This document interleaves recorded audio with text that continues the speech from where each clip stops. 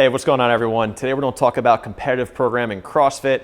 It's always going to be a hot topic as long as the CrossFit Games are around because people are always wanting to be just like those stars that they see on YouTube, whether they go to regionals or anything like that. So we're going to personally talk about CompTrain versus MisFit. Those are the two popular ones that I see here at SOAR and kind of in our area. And those are the two that I see popping up the most on YouTube and Instagram and social media. MisFit seems to be trended towards, most of the people I see doing MisFit are a little bit younger, a little bit flashier, a lot more in social media. They do an excellent branding, right? Everyone knows the M for MisFit, the purple, where CompTrain seems to be a little bit more reserved in the case of who does it.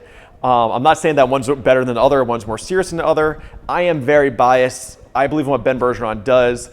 He works with the #1 female and #1 male in the world when it comes to CrossFit and the games, as well as if you just look at the numbers of people that he gets to masters, to regionals, to the games, year after year after year, himself included in that, and his wife. It's just incredible. So personally, I see CompTrain a little bit better for people who need to still develop skills.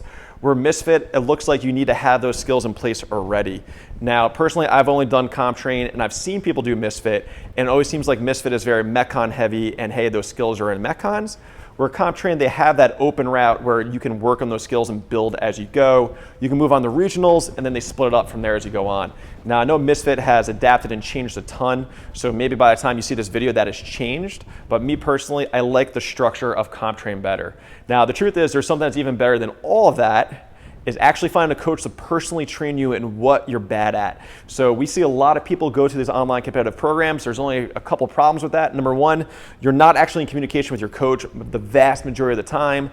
#2, the coach has no idea what you can do. And I can list on and on and on, but it all comes down to the coach doesn't know you. They're not seeing you on a daily basis. Where if you have a trainer, a coach that's actually at your gym that's willing to help you, that will help you so much more because they can see how you're progressing and tailor things just towards you.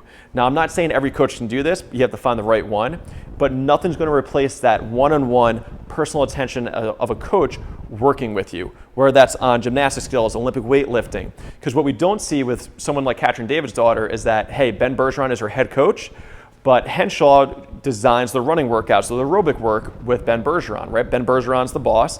Everyone else is working as a team to help her. You don't see her coaches at Beantown helping her, right? So while you're doing these Olympic lifting sessions of these workouts, you're not seeing the other coaches that kind of come in and help, right? Just because I'm following Rich Froning's program doesn't mean I'm going to be Rich Froning. I don't have the same experiences as him. I don't have the same people around me. It's going to be a little bit different, right? I didn't start the same way. So what I'd rather see people do is find a coach close by, hopefully in your own gym, that has the capability to help you and pay for it. I know it sounds funny, like, oh, I can get this online program for free. That's great, and it might get you to a certain point, but to really have someone stop, look at kind of where you're missing things, because most of us are missing our abilities to do certain movements or work in certain energy pathways because we don't like to. And no one programs stuff they don't like for themselves. Very few people do. Again, Rich Froning is the exception. We personally have someone here at the gym where he believes in the Rich Froning route. If you stink at it, just hammer it. And he does a really good job. Matt Frazier does that as well. But again, we're talking about the top 0.00001% of CrossFitters in the world.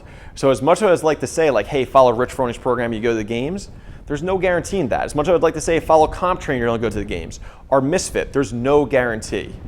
The best way to guarantee to get better in CrossFit is to find that coach that can actually help you in a one-on-one setting. At the very least, someone's going to watch videos and help you. So as much as I want to say, hey, CompTrain's better than MisFit, MisFit's better than CompTrain, nothing's going to replace that coach that's going to work with you personally. So good luck out there. If you want to go to the games, find that coach. If you want some extra videos, please comment below, share. See you guys soon.